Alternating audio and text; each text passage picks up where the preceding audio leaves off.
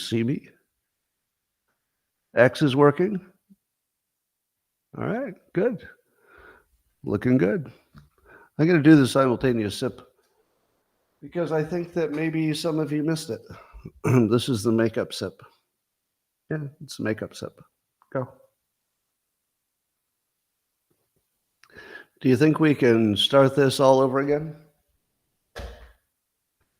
Did anybody even hear me talk about Tesla robo-taxis? I don't think you heard anything the first time I tried the stream. YouTube is a go. Yay. All right, well, if you didn't hear it, Tesla's going to have robo-taxis, self-driving Teslas, maybe as soon as August. And of course, Elon said that self-driving cars are obviously where you should put all your emphasis. It's the obvious place to go. And here's what's interesting. 20 years ago, almost right now, 20 years ago, I wrote a book called The Religion War that was a sequel to God's Debris. And in The Religion War, I predicted what life would be like roughly now.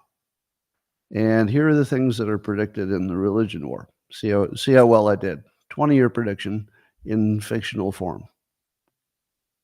The number one thing that I said was, not number one, but one of the main features was robo-taxis. So in The Religion War, you could use your app and walk out in the street and get in a robo-taxi. So far, so good. I predicted 20 years from now, we'd have robo-taxis. Looks like we will. I also predicted there would be a terrorist cell in every major city in the country, just waiting for an attack. Now, I think that's actually happened. I think that our open borders allowed Iran and China and anybody else who wants to take a whack at us to install as many terrorist cells as they want in as many major cities as they want. So presumably they're just waiting for war with Iran and then the lights go out or something. So I predicted that there would be individual terrorist cells all through the country just waiting to be activated. And I'm pretty sure that's the case. Don't know it. But if they didn't send terror cells when the border was open, they weren't doing their job as terrorists. I also predicted that the drones would be the main instrument of terror. It's not quite the case, but if you had people in every city and drones, I think drones and terrorism are going to be best friends. And then I also predicted that big data would be used to find the prime influencers. So there would be a way to find who was influencing other people the most. And therefore, if you only controlled the influencers, you could control everybody else. And indeed, our intelligence people have built exactly that. They can figure out who are the influential people specifically so they can either boost them or shut them down, exactly like I predicted. And then lastly, that the only thing that can save us in this world is a persuader. The only thing that can save the world is persuasion. And that's exactly where we're at. So not bad. Now you can't buy that book because I got canceled, but it will be reissued in the coming months. Look for that notice. Well, Libs of TikTok tells us that a court in Canada has ordered that the Canadian government has to pay for it. And it's Libs of TikTok calls it a mentally ill person, but you be the decider. It's somebody who wants to get both a penis and a vagina because this person feels not fully female or fully male. Wants to have a penis and a vagina, the same person. Now, I'm no doctor, but I have some advice. If you don't make the penis and the vagina so that they can, reach each other, that's a design flaw. That's a design flaw. Because imagine how frustrating you would be if you were really, really horny and you had a penis and a vagina and you couldn't fit them together. Like, what was I thinking? If I just put one on my thigh and the other one on the other thigh, I could just see her and fuck myself silly. Now, if you're going to go through all the trouble of having a vagina and a penis, just make sure they fit together. It's just an engineering sort of a design recommendation. Well, meanwhile, over in the U.S. Senate, where everybody's honest, Bob Menendez, senator, is reportedly going to blame his wife for at his bribery trial. Now, Bloomberg's reporting that. So he's going to blame his wife. Now, this is the trial where he was allegedly taking gold bars in payment from Egyptians. Because I'm going to tell a joke in a moment, and it's important that you hear that they took bribes allegedly from Egyptians, and that he's blaming his wife. And I think the defense will be that she was on her pyramid. Yeah, I said it. She's on her pyramid. I didn't make that joke up, but it's still pretty funny. Well, meanwhile, the CEO of NPR continues to entertain us by being a stereotype and a parody of herself. Have you noticed that the NPR CEO is like, it's like if you were going to do a joke parody of somebody who is overly woke. It's exactly who she is. And now watching Christopher Rufo surface her past tweets and statements is pretty hilarious. Anyway, so Christopher Rufo using the CEO of NPR as a speed bag is just about one of the best shows you could watch. So if you're not watching his ongoing assault on NPR, you really need to. Now, he's literally trying to get her fired. Do you think that the CEO of NPR needs to be fired for being an overtly, obviously biased person who couldn't possibly be the right person to be in charge of a news organization? Do you think that's good enough to be fired? I don't think so. But you know that one white guy who complained about all the bias there? Suspended. Yeah. One white guy managed to speak up, and everybody's like, well, you're out of here. Get out of here, white guy. We got women and people of color who need to be talking. All right, so NPR, the longer this goes on, where that CEO keeps her job, the funnier it gets, because they're really digging in on this. And the thing is that NPR becomes a standard by which you're going to judge all of the corporate mainstream traditional media. So as long as this one's just sticking out there like a thorn, it's going to make everybody look bad. Well, Governor Newsom continues his destruction of everything we care about. They passed a law called the California Journalism Preservation Act. Now, what do you all know about the names of laws?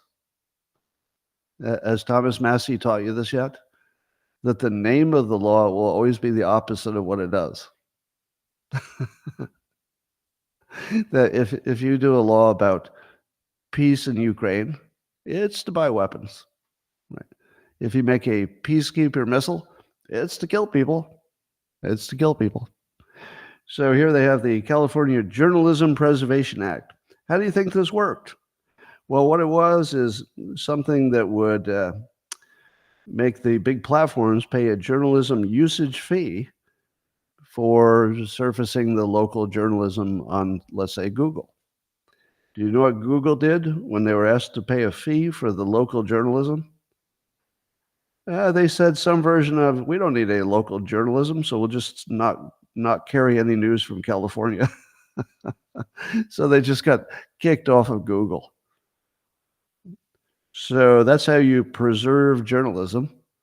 You make sure nobody can see it. That's sort of like with those insects who are encased in amber. Same thing. Yeah, they're very well protected, but they're dead and you can't see them.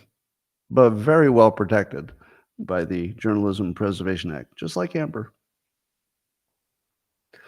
Well, there's a new study that says that artificial intelligence can predict political beliefs by looking at your face, an expressionless face. So you're not even smiling or doing anything goofy. You're just looking at the camera, and AI can determine your political preferences. Now, turns out people can do it too. That people can do it just as easily. Yeah, if anybody's having problems with the feed, just close it and reopen it. So, are you surprised that AI and even people can figure out what your political leaning is by looking at you? Yeah, it it doesn't surprise me. You can tell by the haircut. Is there anybody here who can't identify a Republican haircut? Have you ever seen Steve Cortez? There is such a thing as a Republican haircut, I'm pretty sure. Anyway, Bernie Sanders doesn't have it. But yeah, I'm pretty sure I can tell a Republican from a Democrat. Not every time, but a lot of the times. And do you know why this is not surprising? It's not surprising because there have been prior experiments in which we know people can identify mental illness in other people. Do you think you could identify somebody with mental illness by looking at their picture? Yes, you do, because you've seen mugshots, haven't you? If you look at enough mugshots, you could pretty much pick out the people with mental illness. Now, apparently it's been, as Zuby recently pointed out on X, Zuby pointed out that it's been 9 years that some people have had a Trump derangement syndrome. 9 years. Can you imagine the level of mental illness that 9 years you would be just like all wound up about Trump? And I feel like I can spot mental illness because the earlier studies said that people can. And when I look at the Democrats, I see mental illness. Now, it's not a joke. It's not a political statement. It's something you have to take seriously. What one part of the country has confused political philosophy with mental illness. They actually can't tell the difference. And if you allow their frame to overcome you, you're going to think you're talking about a political difference, and nothing like that's happening. It's just mental illness. And in some cases, inability to analyze things. Well, here's a little some news from Rasmussen. Rasmussen did a poll on abortion. And by the way, I didn't know this. So you tell me how many of you are surprised by these stats? Well, I'll ask you before I give the number. The number is not 25%, so you don't have to do the thing where you're guessing 25%. There's no 25% in this. But what percentage of the country do you think, of America, what percentage of likely voters, I think, believe abortion should not be legal past the first 3 months of pregnancy? So in other words, how many people think, it's all right if it's in the first 3 months, but not after? 66%. So 2/3 of the public seems to be flexible if it's in the first 3 months and way less flexible after the first 3 months. Does that surprise you? This is one of those topics where I feel like you have a responsibility to know what the real numbers are. And I feel like I was not being responsible because I've tried to stay out of it, the abortion thing, except that I think it should be in the states to decide and women should decide. But I'm not giving you my opinion because I don't think you want it. It doesn't help. Nobody cares. So my opinion shouldn't matter to anybody. But 2/3 want something like the option. How many people do you think want to ban all abortions and make them all illegal? What percentage of U.S. voters do you think want to ban all abortions? So even if the health of the mother is involved, et cetera. What percentage? What do you think? It's 14%. 14%. Now, I would have guessed a little bit higher than that. A lot of you are in the neighborhood. I think 5% is a good guess. Yeah. Yeah, we're not doing the 25% thing today. 5% is a good guess. But 15? Or 14. 14 think all abortion should be illegal. And 12% say abortion should be legal up to the first 6 months of pregnancy. So there really aren't that many people, 12%, who would be okay with it beyond 6 months or even up to 6 months. Well, 15% believe it should be legal at any time before the moment of birth. 15%. So basically the same number of people who say it should be completely illegal under all conditions is roughly the same percentage who think that it should be completely legal under every circumstance. So the two extremes are equal. It's about 15%-ish on both sides of never and always. What do you think is the right answer when you have 15% roughly on each side for never and then always, and 2/3 are somewhat in that middle ground where, well, maybe if it's early in the pregnancy, but otherwise not? What do you think about that? Let me give you a decision-making technique that I learned from the police.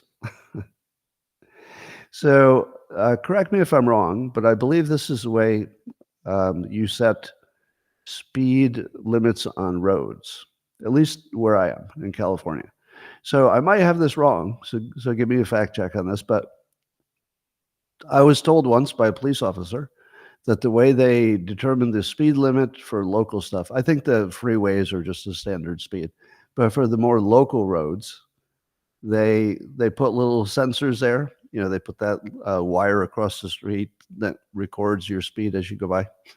And they figure out what speed people will drive if there's no sign. Were you aware of that? That's how they figure out what is a reasonable speed limit. First, they see how people actually act in the real world. They actually just monitor them. They go, oh, it looks like people are going to go 45 miles an hour here. If there's no sign, they're just going to drive 45. So they'll set the speed limit at 35. They're not going to they don't set the speed limit at what people actually go at. You know, they pull it down a little bit because they know people will exceed it. So the idea here is that they simply see what the public thinks is reasonable, and then they set the speed limit right in the middle of that reasonable zone. So if later people complain, you say, well, I mean, you're a human being. We checked with human beings, and this was a reasonable speed limit for this area. Now, it looks to me like there might be something like that going on with abortion. Now, if you don't like this, just understand that whatever the abortion laws are, a lot of people aren't going to like it, no matter what it is. Some large percentage isn't going to like it. But if you have 2/3 of the country roughly in the same area, your most stable law, the one that holds society together, would be something close to what 2/3 of the people want. Now, that's not my opinion of what should be right. I'm not giving you a moral, ethical opinion, and I'm not even saying you should go there. That's up to you. I'm out. I'm not an abortion opinion guy because I have a penis, and I think my opinion should be, deboosted on this topic. I'll be happy to tell you which topics I think my opinion should dominate, but not this one. Not this one. So anyway, that's probably where it'll end up, somewhere where, the states will eventually wind up with something closer to what the majority wants. All right. NBC is doing another hit job on the X platform, saying that they found a bunch of Nazi accounts in a secret way that they're not telling anybody how they found them. Nobody believes that, do they? As soon as you see it's NBC and you see it's X, they're just competitors. NBC may or may not be influenced by our intelligence people, and they want to put pressure on Musk, maybe. I don't know. But I wouldn't believe anything the NBC says about what's happening on X. Is that fair? Don't listen to a competitor to tell you what the other company is doing. That's pretty basic adult behavior. You don't listen to the competitor to describe their competition. Right? They might be right, but you can't depend on it. And if they don't show their work, as X is blaming them. They're not showing how they found these Nazis, because the few that they mentioned, as soon as they were mentioned, X said, "Oh, thanks, we got rid of them." So if every time you mention a Nazi, X says, "Oh yeah, we'll get rid of them, no problem," then why are you hiding the number of Nazis and how you found them? Obviously, they're up to no good. I mean, they're not trying to make the world a better place. And X said, if you find Nazis, why don't you tell us first? Why are you making a story out of it? All you have to do is tell us and we'll take them off. And it's not because it's NBC News. It's their ordinary business. They remove Nazis. So you just got to tell them. So that you should see that as just a hit piece from a competitor. All right, if you're not following all the lawfare trials against Trump, I know they get confusing because they all kind of run together. But the Stormy Daniels one, I think I can summarize that for you. I tried to see if I could summarize it all in one sentence. So here's the one sentence summary of the Stormy Daniels trial. It goes like this. Years ago, Trump allegedly issued Stormy a gag order, and then blah, blah, simulation karma, bip, bop, boop. Did everybody get that? Yeah. Trump issued Stormy a gag order, and then some kind of simulation karma thing popped into existence, and then bip, bop, boop. That's all you need to know. All right. In Newport Beach, California, Colin Rugg is telling us on X that there was a shootout. So I guess two people tried to go into this $5 million mansion, some kind of home invasion. Maybe I think the homeowner might have known them from something, but it turned into a shootout, and the homeowner waxed one of them and the other one shot himself in the head, allegedly. I've never heard of a home invader getting in a gunfight with the owner and then shooting himself in the head when he's not actually injured. But he probably thought it wasn't going to go well after the first guy got shot. What do we think about homeowners shooting invaders? All for it. We're all for it. I'd like to see a lot more stories like this. There's no doubt about the fact that homeowners are increasing their security and they're increasing their weaponry, and they're going to start shooting. And I'm not in favor of violence, and I'm not in favor of vigilantism, but I can observe it, and I can tell you that our current situation guarantees it. It guarantees it. And if you've got a high-end house and you don't have a gun, and it's legal to get one, you should really think about it, because I think it's going to be dangerous to just have a high-end house, because the home invasions are going to go through the roof. I don't think there's any end in sight for this. And here's what I would recommend. If you can put an American flag anywhere around your home, it should cut down on the number of home invasions. Because it won't take long for the criminal elements to say, wait a minute, that American flag looks something like what a conservative would put on a house. Wait a minute, conservatives are bristling with firepower. Wait a minute, maybe I'll rob that other house. So I would expect to see a huge uptick in Democrat homes being robbed and Republican homes killing the robbers until only Democrat homes are robbed. Well, Google employees tried to do a little sit-in on one of their executives' offices, trying to get Google to discontinue doing business with Israel. And the police came and took them away. So Google is, of course, imploding with its own wokeness. The wokeness is eating it from the inside. So the same company that gave us Black George Washington is now protesting itself. So there's that. Anyway, I could not be more entertained, and I mention this all the time, by the X account called bry.ai, bry.ai. And he's publicly creating a sex toy in which he is using the computer to design it and AI, and It looks like he's building a pretty serious sex toy, but it's going to be married with AI.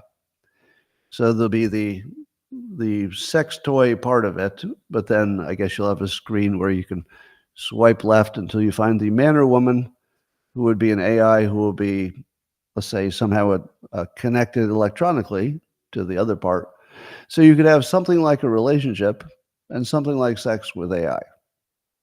Now, as you might imagine, people are going nuts.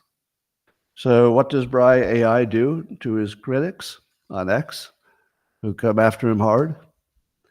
He uses them for marketing. So, so here's an example. So he's got 14 million views on one of them. I think Timcast was featuring it yesterday. So he's just killing it on the exposure. So somebody wrote this on X about his product. This is satanic. It's been a while since I've been floored by the malignant presence of something I've seen here, but man, I am effing floored. So Bry AI responds, 55% of men spend their leisure time fighting in pretend wars with Call of Duty or some other BS. Of course they're going to play pretend sex. It's risk-free. How many men you know want to fight in a real war? Reproductive sex is worth the risk. All other sex ends. All other sex ends. Now, is that good marketing or what? Because don't you just want to fight with them? I'm going to fight with you over that. What do you mean all other sex ends? I'll teach you. I'll show you I'm no incel. Let me send you another angry post on X. Let me up your engagement. Let me make you the biggest story in America trying to stop you. So the harder they try to stop him, the funnier it gets, and the better his marketing gets, and the more likely it'll succeed. It couldn't be funnier. The entire business model is hilarious from beginning to end because he's doing something that's so provocative you can't look away. And if you're going to talk about it, you're his marketing. It's just great. Well, in coincidence news, Charlie Kirk is telling us on X that one of the 2 U.S. plants that create these 155 millimeter artillery shells, those are the good ones, and some other smaller ones, I guess, went up in flames. Wait, what? There are only 2 places in the United States that can make the shells for these, the exterior body part for these artillery pieces. There's only 2 of them, and one of them is on fire. What's going on here? Now, it could be a coincidence, or it could be the first indication that there are terror cells in every single American city now. If you were a terror cell, what would you be doing if all you had to do is light something on fire? Because setting something on fire is not the highest level of difficulty. So I'm inclined to think this was an accident, but it does suggest what could be ahead. Because if all it takes is one match to defeat the United States military, I think maybe we should try harder. I mean, just think about that. In theory, if this fire had been started with one match, I doubt it was, but just for, just for fun, if they took out 50% of our artillery manufacturing capacity, at the same time our artillery is being used up in Ukraine, didn't somebody with one match just basically deactivate the American military? I mean, come on. All right.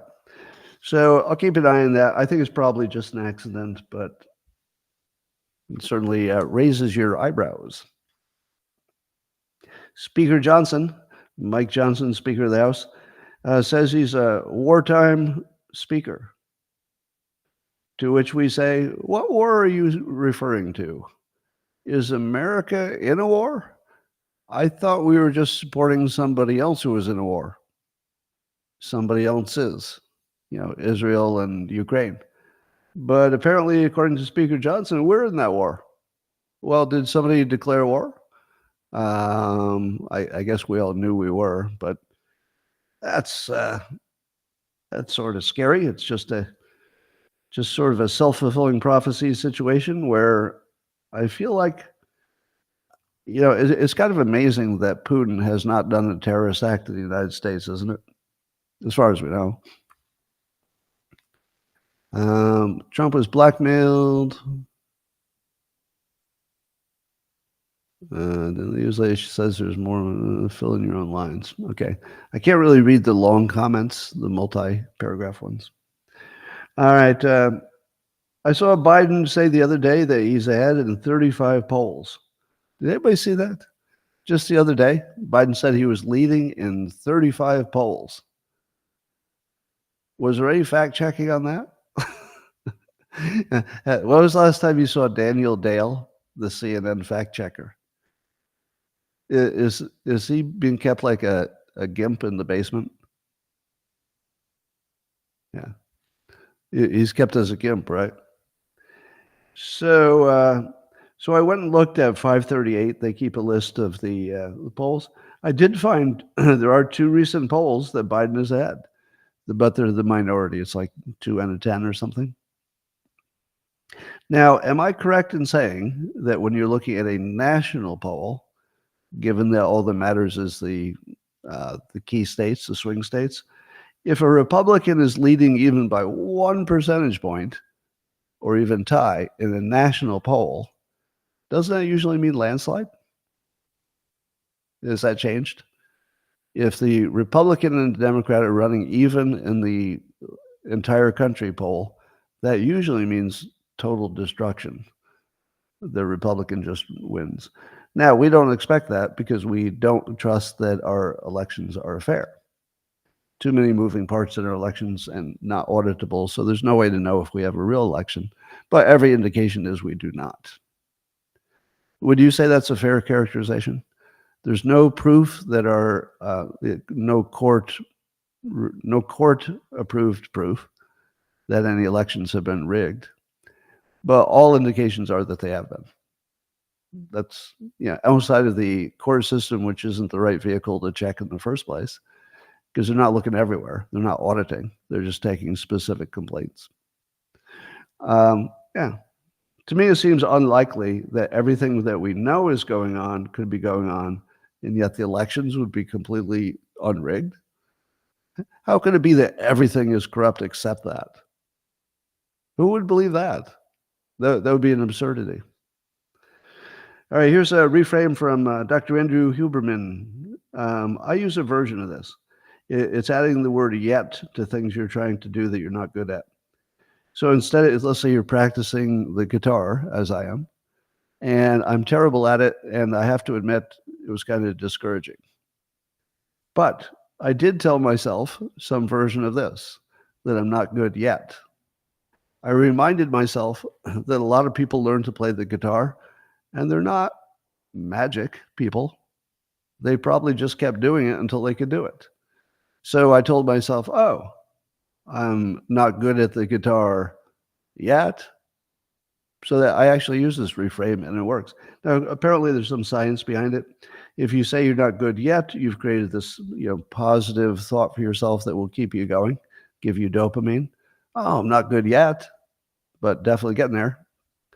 And this is very similar to my systems are better than goals. The goal is to be good, but if you were just focusing on it, you'd say, oh, my goal is to be good and I'm not good. That's demotivating. But if you're working a system, the system might be, well, in my case, my system is I put my guitar and my amp where I have to walk past it every day. And at least one of those times that I walk past it every day, I say to myself, oh, I have 10 minutes and I'll pick it up and practice. That's my system. So I use a system because the system makes me feel good. So that's what I teach, is if you have a system, every time you do your system, pick up the guitar for 10 minutes, you feel successful. So you move the the endpoint away as your thing you're looking at, and you just look at the system. And then he had another one, another reframe Andrew Huberman did, that stress mobilizes resources. So instead of saying, oh, I feel stressed, oh, I feel so bad today because I'm stressed. I'm so stressed, it feels bad. That will make you feel bad. But if you define that feeling of stress, the physical and mental feeling, as a thing that's elevating your cognitive abilities, which is what it's for, part of the reason you get stressed and you get that fight or flight thing is because you need to elevate your performance to solve a problem. So you should look at the fact that you have elevated performance rather than look at it doesn't feel good. Now, this is one I also use. My own take on this one, which is slightly different but gets to the same thing. I've told you never waste a bad day. Never waste a bad day. Now, what's a bad day? Now, in my context, a bad day is you're all stressed because something happened. So you're all stressed. If you're stressed anyway, you're elevated. Don't waste that. I teach you the same thing. I say, if you're going to fire somebody, do it on a day when everything else went wrong too. Because that is free. You're not going to get extra stress. It'll just be lost in the rounding. So use your bad days to do the bad stuff. And then you'll actually feel good because you'll be like, oh, it was a bad day, but at least I finished that one thing I've been putting off forever. And I also tell you to exercise when you're stressed, because stress gives you all this physical and mental ability. So exercise. It's the one thing you can control. Yeah, and it works really well. If you want to get a little extra exercise, come home stressed from work. Real easy to exercise when you're stressed. Real easy. So use it. All right. Stephen King, he posted on X, he said that notice the right wingers want to ban abortions and books, but not semi-autos. So he thinks the right wingers want to ban abortions and books, but not semi-automatic weapons. Which I said, when your political philosophy is nothing but a hoax, that would be the book ban, plus a bad analogy, comparing gun ownership and abortion, that's just a bad analogy. I can guess your news sources. Imagine being so lost that your two main things you want to mention on politics are one, literally a hoax, the book banning. What is true is that conservatives want Republicans want books that are not appropriate for children to be not available in a library for children, but still available. Now, I did see a few people in my feed who said, Scott, I actually do want to ban books. I want to ban the super lefty Marxist, books that are hurting people. To which I say, no, you don't. Not really. You could get talked out of that in about a minute. Here's me talking you out of it. Just put it where adults can see it. Like everything else you don't want kids to see. There's a lot of books that kids shouldn't see. We do the same thing with all of them. We put them where they can't see them. So no, I don't think there are really too many Republicans that want to ban all books from adults. That doesn't seem like a real thing to me. Although people did say it was a real thing. So anyway, that's Stephen King being Stephen King. So I guess the Stormy Daniels trial, there are 7 super good liars who got picked for the jury. How could you not be a liar and be picked for that jury? Juror number 6, do you have any bias about ex-President Trump? No, no. Why would I? Why would I have bias? I don't even understand the question, really. No.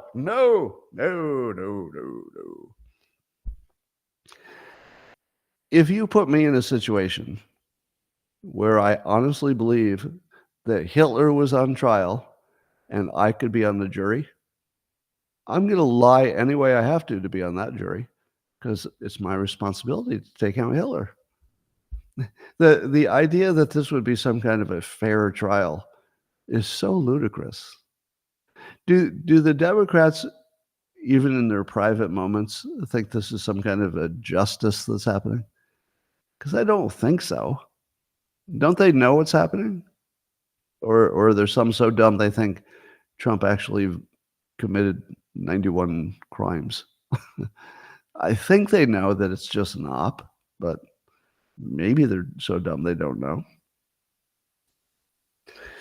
Anyway, the fact that the venue was not changed for Trump's elections, that basically, if the Supreme Court doesn't throw that stuff out, I don't know what. Speaking of Tesla, they're also going. I guess they voted today to reinstate Elon Musk's $55.8 billion pay package that the state of Delaware threw out. Now, the reason that it was originally thrown out is that the judge who threw it out said that Elon Musk had too much control over his own board. So the judge said, hey, this board is not operating independently enough. So it's not like they made their own decision. You know, it's sort of like you rammed it down their throat. So in response to being accused of having the board too much on his side, Elon Musk is trying to put his brother on the board, Kimball. So maybe that's not the best timing. Not the best timing to get your pay package reinstalled. They had been killed because you had too much influence on the board. And then at the same time, you're reinstalling that, asking them to put your brother on the board. Now, it's not crazy because Kimball actually was one of the early investors in Tesla. And Kimball actually owns a pretty healthy chunk of it. So putting somebody who is a well-tested entrepreneur and friendly to Elon and also has large ownership in the company, that's not crazy. So actually, Kimball Musk is probably a good pick because he's a serious person. But it's kind of weird timing that you do it at the same time as that pay package. But anyway, more colleges are, according to Washington Times, more colleges are having what they call affinity commencements, meaning that be an all-black commencement or an all Filipinx, which I'm told is the gender-neutral term for Filipinos. So I'm pretty sure it's spelled with a P, not a PH, Filipinx. All right. So I'm sure all the Filipinos would be delighted to know that they're Filipinx now. Filipinx. It's even got penis right in it for a gender neutral term. It shouldn't be Filipinx. It should be Filipinx vagina. If you're going to be gender neutral, you might as well do it right. No, Filipinx is just wrong. There's too much penix in there. Filipinx vagina. No, that's gender neutral. No, wrong. No, it should be Pila vagina penix because you want the vagina to come first. Otherwise, you got trouble. Well, in other news, Jeffrey Toobin says that Justice Thomas is a disgrace for minimizing the January 6th attack on the Capitol. Called the justice a disgrace. You know what would happen if a conservative had done what Toobin did and then had that opinion? They would call him a racist masturbator. Yeah. If a conservative was Jeffrey Toobin, he'd be called a racist masturbator. But because he's a Democrat, he's described in this news article as a legal affairs journalist. A legal affairs. Do you know what would be a legal affair? Well, if you had an affair with somebody's married spouse, arguably, depending on where you are, that could be illegal, technically illegal, depending on where you are. But if you're just jerking off on Zoom, that's a legal affair. That's completely legal. So he's a legal affair journalist.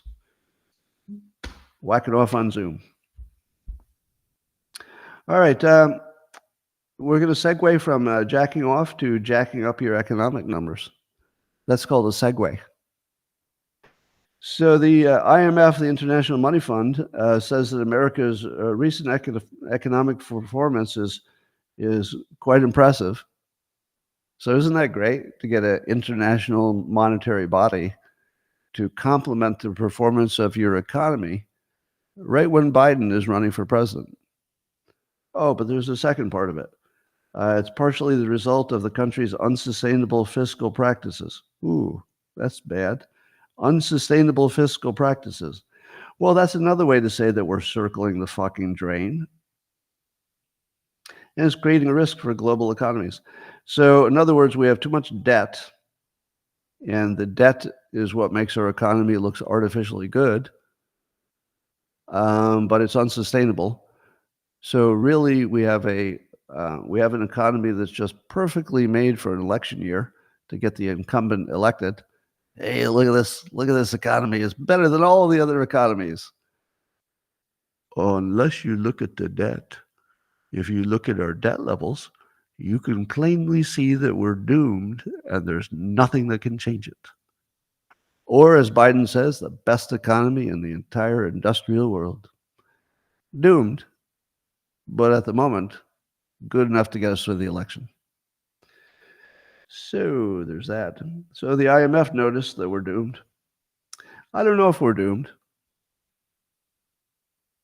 but I don't know how we can handle the debt. Like, I don't even know. Kimball Musk is already on Tesla's board. Yeah, that's weird.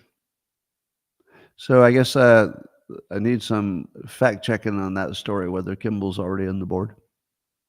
All right. And I like Kimball because he's working on indoor gardening. I think that's the future. So how are those charges?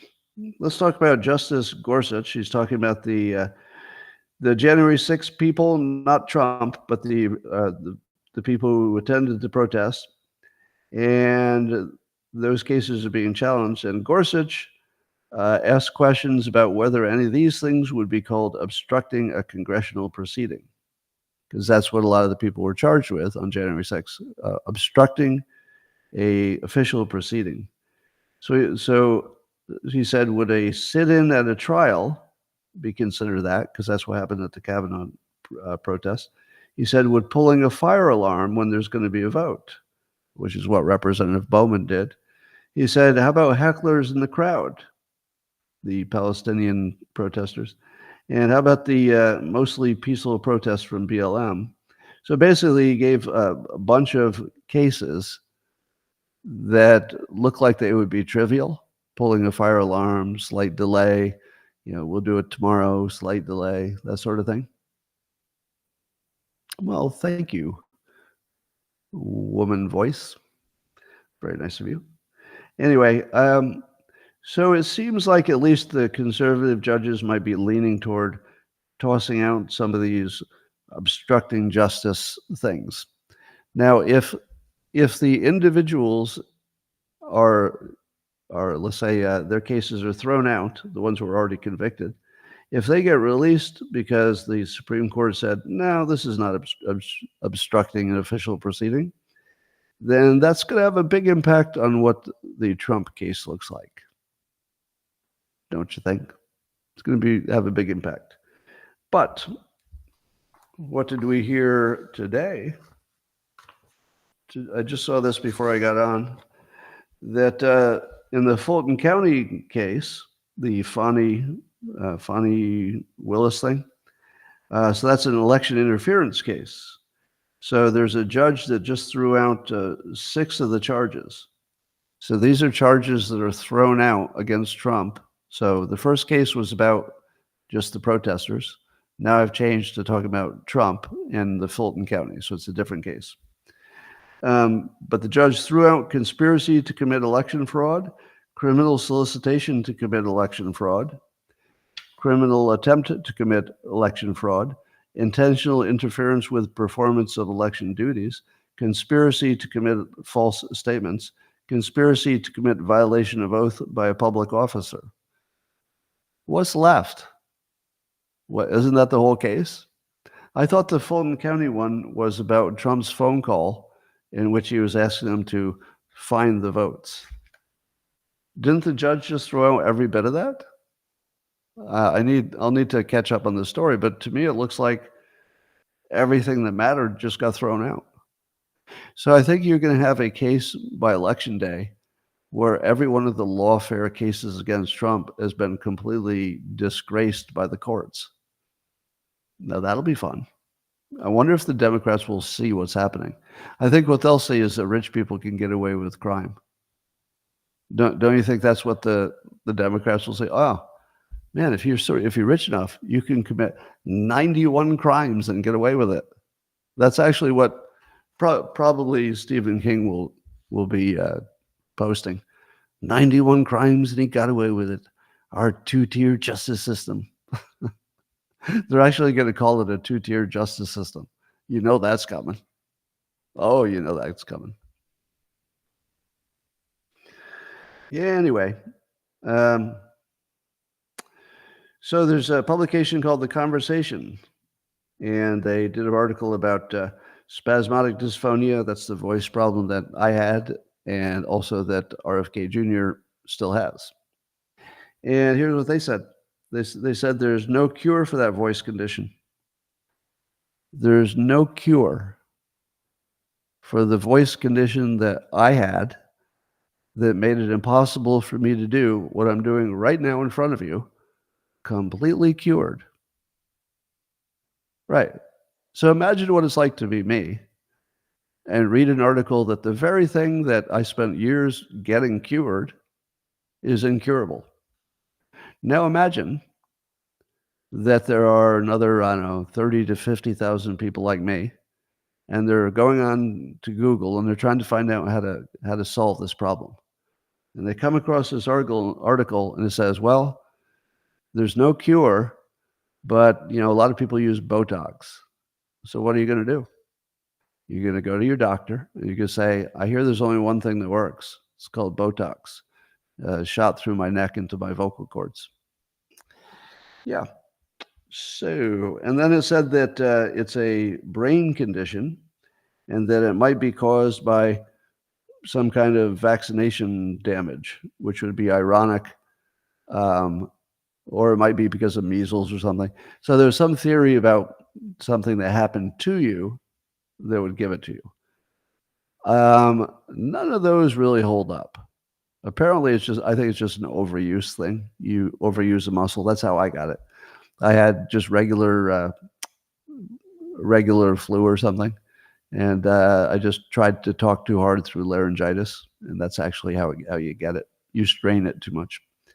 Now, if it's a brain problem, and if it's caused by a vaccination, which is the claim that I don't think is true, how could you solve it by rewiring the nerves in a person's neck? Because that's how it was solved for me.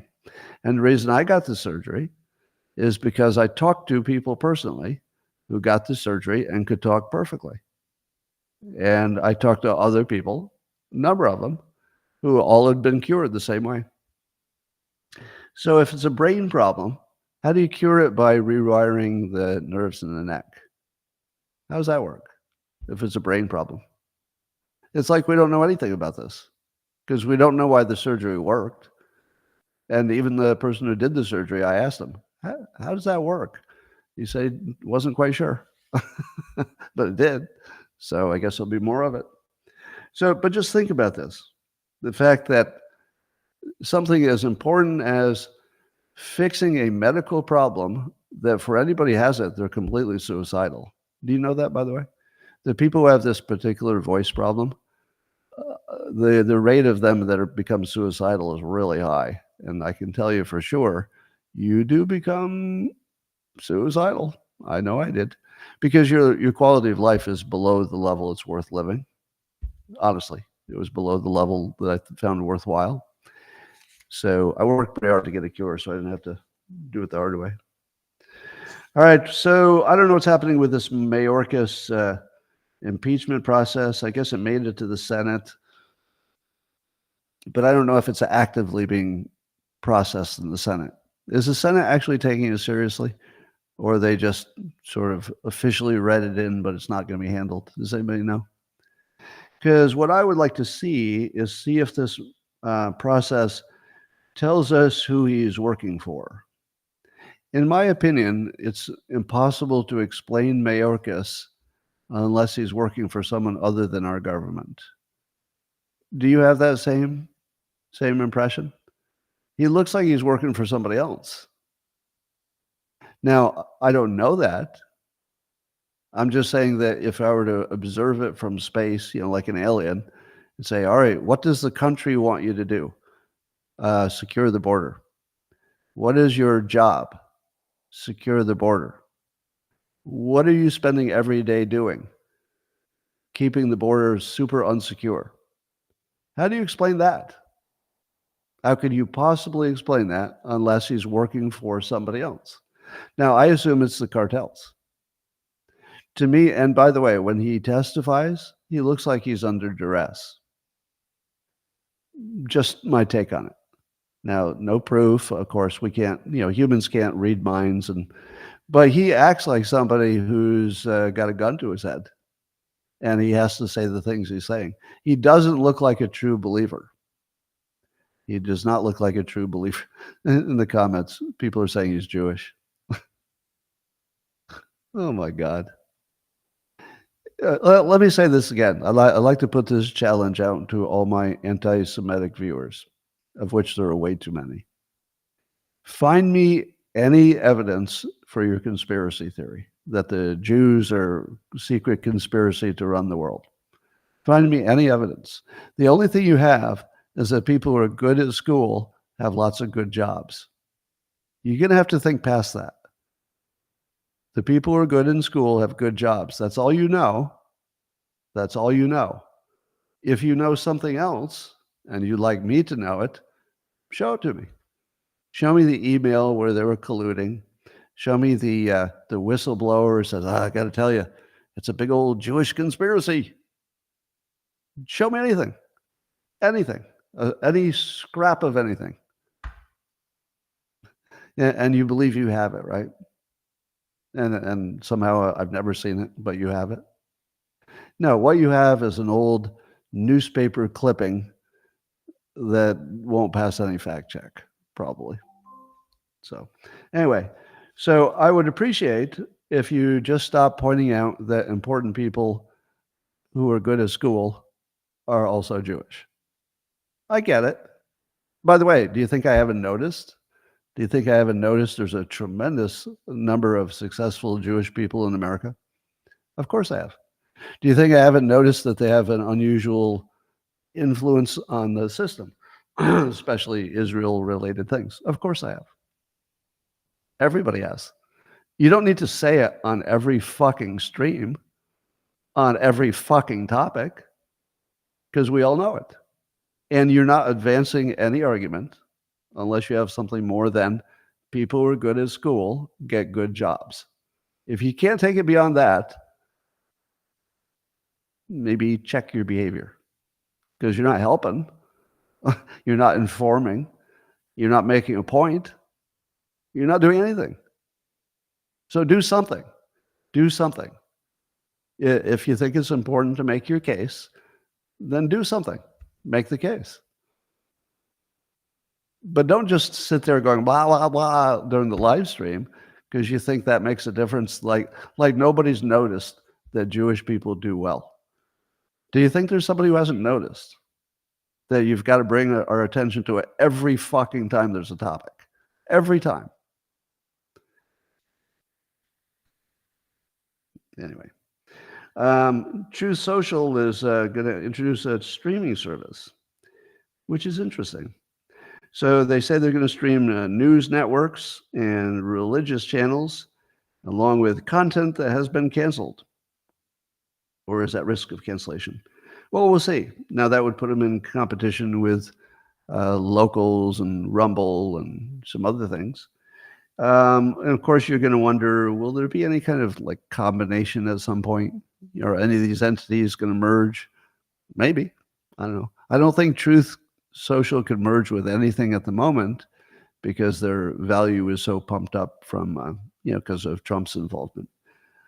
So that makes it hard for them to merge with anybody, but it's good to see competition out there. China, it looks like America is working hard to diversify from China. So even Apple's CEO says he's looking now at Indonesia. They've already moved some of their stuff out of China. So they're moving some stuff to Vietnam, and now Indonesia looks good. So it does look like the chip manufacturing is coming back to the U.S. or coming to it for the first time. So it's not all going to be in Taiwan, which someday will be all China. So that's good. Good trend. Well, the Soros fund just put $60 million into the Democracy PAC. Have I mentioned today that the name of a thing is always the opposite of what it does? Imagine the guts to be the Soros Foundation and put $60 million into basically being the biggest donor to the Democrats and calling that democracy. What could be more opposite of democracy than a billionaire putting $60 million into one side? That is literally the opposite of democracy. I mean, it is certainly legal, but in impact and effect, how in the world do you sell that as democracy?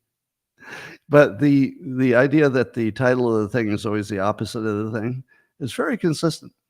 And there it is. And by the way, I think that Soros is really just a banker for the Atlantic Group, which is a front for the CIA people and the intelligence people who run the country. So I see Soros as just the banker for the Atlantic Group. That's what it looks like to me. Now, do you remember, it wasn't too long ago, I kept having live streams where I said, can somebody explain the George Soros thing? Like, how in the world does any of it make sense? But it does make sense once you realize it's our own intelligence people, and they're using him as their bank. Everything makes sense when you understand he's working. He's working for the bad guys on our team. He's working for our own bad guys. So that makes sense. Now, and again, I don't have proof of any of that. It's just obvious. I'd say it's obvious that he's got a connection with the Atlantic Group, and it's pretty obvious at this point. All right, the Daily Skeptic tells us a story about 3 billionaires who are behind what some would call the climate change hoax. The 3 people in 2012, 3 wealthy men, they say. So it was Bloomberg, billionaire Bloomberg, hedge fund manager Tom Steyer, and former CEO of Goldman Sachs, Hank Paulson. So they each put in $500,000 to a fund to try to get you more scared about climate change. So 3 billionaires decided that you should be much more frightened about climate change. Now, which of these 3 billionaires is a climate scientist? Is Tom Steyer a climate scientist? I think he was a hedge fund guy. How about Bloomberg? Is Bloomberg a scientist? No, seems more like an entrepreneur type of guy. How about Hank Paulson? Scientist? No. Where did they get their information then if they're not scientists?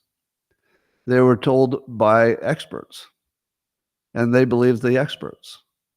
So I believe the 3 idiots who fell for the biggest hoax in human history largely almost destroyed the country by being absolute idiots and being totally sucked in by this hoax.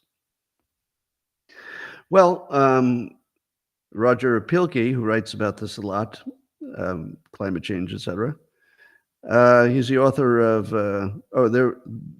these guys, the 3 billionaires, were the authors of Risky Business. That was a report that took the most extreme climate change fear and tried to sell it as the most likely. So instead of taking the most likely, which wouldn't have gotten people afraid enough, they took the scariest level and they tried to sell it to you as the most likely, which would be very frightening. It's also not likely. But they didn't tell you that part. So there's another case where some billionaires are ruining the world, like George Soros. So there's that. I saw a story that China had not done anything to criminalize fentanyl, and the U.S. was, mad about that. And also that apparently China is incentivizing the fentanyl precursor production. So apparently there are tax breaks for making fentanyl precursors to send to the cartels. So not only are they not putting in jail or making illegal the fentanyl precursors, they're encouraging it with tax breaks. Now, I remember when I would be really, really mad at this, because I thought to myself, oh, how can America let this other country, our rival country, kill so many Americans with fentanyl? Why don't they do more? And then eventually you realize that China and the cartels are working together with apparently our intelligence people, because there's also no explanation for the lack of progress on fentanyl unless it's coming from inside the house, meaning unless our CIA or some intelligence entity wants it to happen. That's the only way it could happen. The only way you could see no real progress, just none, not anything. The only way you could see that is if we're in favor of it at some entity level within the United States. So that's my working assumption, is that the CIA needs to control other countries in this hemisphere. They always have. And the way they do it is through the cartels. And they have a productive arrangement which costs America 50,000 lives a year. And the benefit for that is we get to control these other countries. And that's a conscious decision. So to me, it looks like a conscious decision. Now, do we live in a world where people would do something that horrible, where there would be massive loss of life just to accomplish some goal? Yeah, that's what Ukraine is. That's all Ukraine is. It's a giant op for people who like to launder money and launder CIA operations and sell NATO weapons to a country that didn't need NATO weapons until it looked like it was going to become NATO, to stealing the energy from Russia.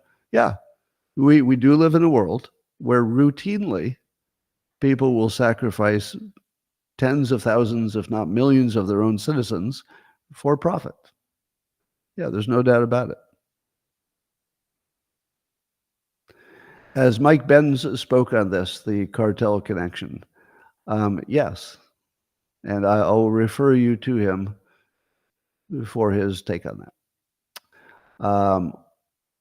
Yeah. And by the way, I'm informed by his models of the world are informing me on this.